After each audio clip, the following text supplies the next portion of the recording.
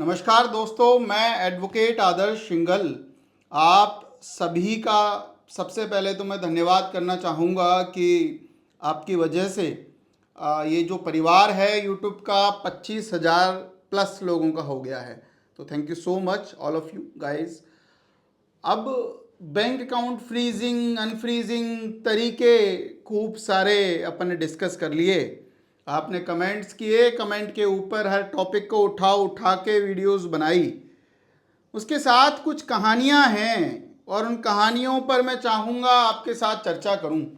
और कहानियां बड़ी इंटरेस्टिंग हैं, हमें भी इंटरेस्टिंग जब लगी तो मन हुआ कि नहीं बताएं। और जो व्यक्ति हमारे पास आए उन्होंने खुद ने कहा कि जी साहब हमारी कहानी आप एक बार ज़रूर डिस्कस करें। ये कहानी है एक ऐसे व्यक्ति की जो समाज में दारू का ठेका चलाता है, शराब बेचता है, शराब की शॉप है, दुकान है। उसके पास कोई व्यक्ति आता है। अब शराब का जैसे राजस्थान में तो क्या सीन है, राजस्थान का ही केस था। राजस्थान में होता क्या है कि 8 बजे के बाद दारू लीगली आप नहीं बेच सकते। यानी 8 बजे तक तो एक टाइमिंग फिक्स कर रखी है राजस्थान सरकार ने कि जी 8 बजे तक ही आप शराब बेच सकते हैं। उसके बाद अब शराब तो बिकती है, तो उसके बाद क्या होता है, इलीगल तरीके से शराब बेची जाती है। इलीगल तरीके से शराब जी कैसे बेची जाती है, तो उनका एक मैकेनिज़्म है पर्टिकुलर। उनको कोई कॉल करेगा, फिर वो आएंगे बाहर, फिर जिसको भी शराब चाहिए वो शराब दी जाती है।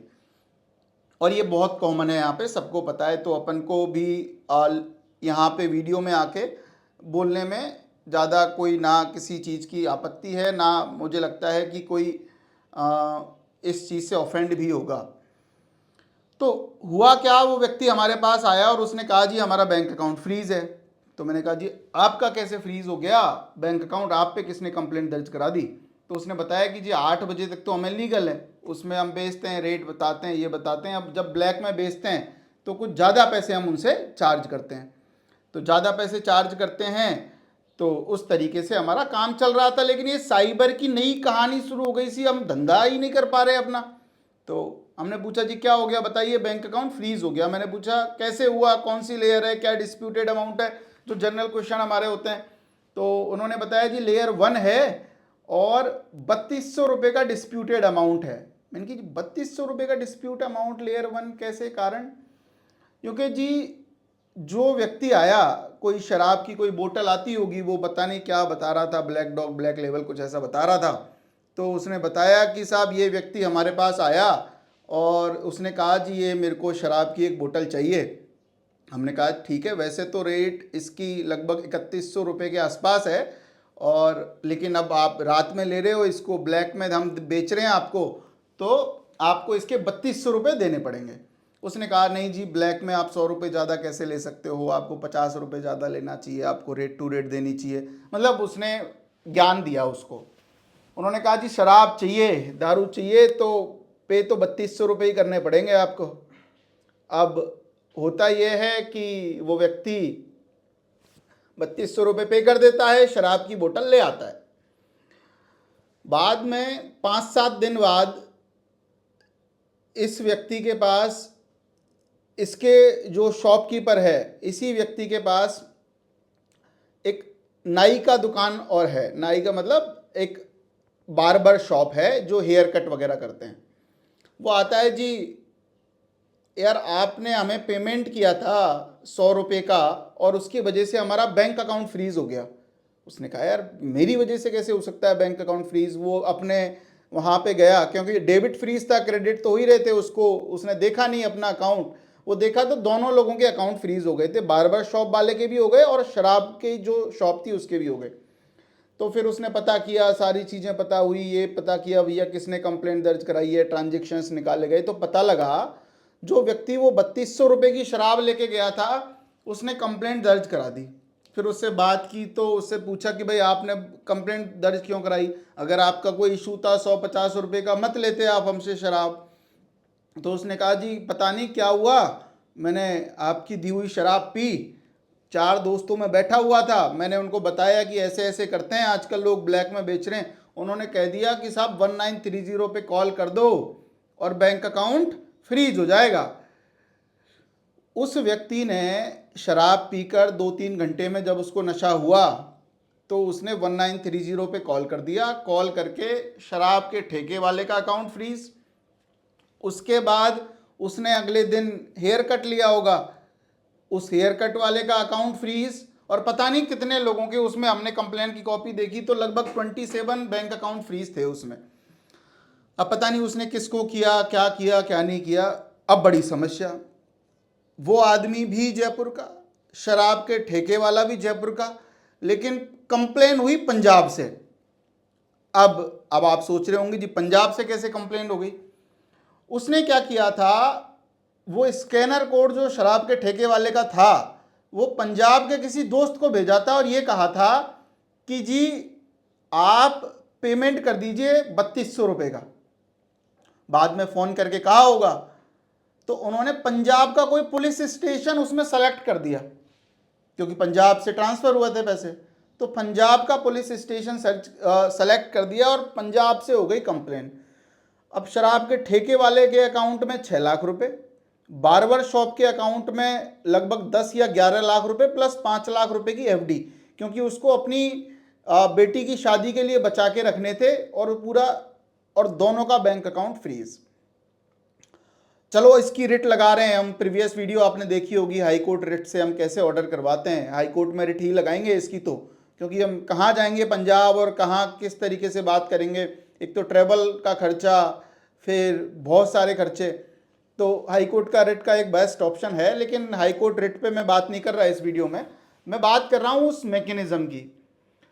तो आजकल बड़े सोच समझ के आप झगड़ा करें अगर आप व्यापारी हैं, क्योंकि कुछ शरारती लोग इसका मिसयूज करने लग गए। अब बताइए, ऐसे तो कोई स्कैन करके शराब लेगा, उसको नशा हुआ तो वो मजाक मजाक में ऐसे तो ठेके वालों के अकाउंट फ्रीज करा देगा, तो ऐसे तो वो कैसे व्यापार करवाएंगे। कोई शॉपकीपर पे कोई कंप्लेंट दर्ज करा दी, कंप्लेंट हुई, अब वो उसकी हालत ये है उस शराब के ठेके वाले की, उसको फ़ोन करके ये कह रहे हैं भैया तू 2 बोतल और ले जा पर इसका मेरा सॉल्यूशन करवा दे, तेरी वजह से 6 लाख रुपए अटक गए मेरे। लेकिन और इसका सॉल्यूशन अब हाई कोर्ट का एक लंबा प्रोसीजर। मैकेनिज्म पे मैं बात करता हूँ अक्सर की मैकेनिज्म अच्छी नहीं है, अभी भी बात करना चाहूँगा, मैकेनिज्म बिल्कुल ख़राब है। डिस्प्यूटेड अमाउंट को लीन किया जाना चाहिए। आप कम से कम उस व्यक्ति को तो देखो जो कंप्लेंट दर्ज करा रहा है। चलो हमने बात की, कोई विक्टिम है, किसी के साथ डिजिटल अरेस्ट हुआ, ये हुआ वो हुआ, एग्री, हम सभी के साथ हैं, सभी के साथ सिंपैथी है हमारी कि उनके साथ पीड़ा है, साइबर क्रिमिनल्स इस तरीके से काम कर रहे हैं। लेकिन अब भाई साहब आप क्यों साइबर क्रिमिनल बन रहे हो? आप, अरे कोई झगड़ा हुआ इसका मतलब ये थोड़ी आपके साथ किसी ने साइबर क्राइम कर लिया।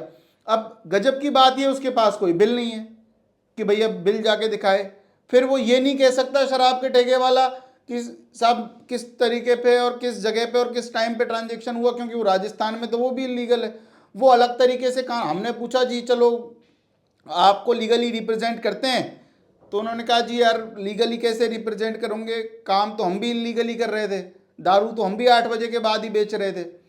बड़ी दिक्कतें हैं बड़ी। और ये जो साइबर का जो चल रहा है ना ये पूरा काम, इससे लोग बड़े मजे लेने लग गए।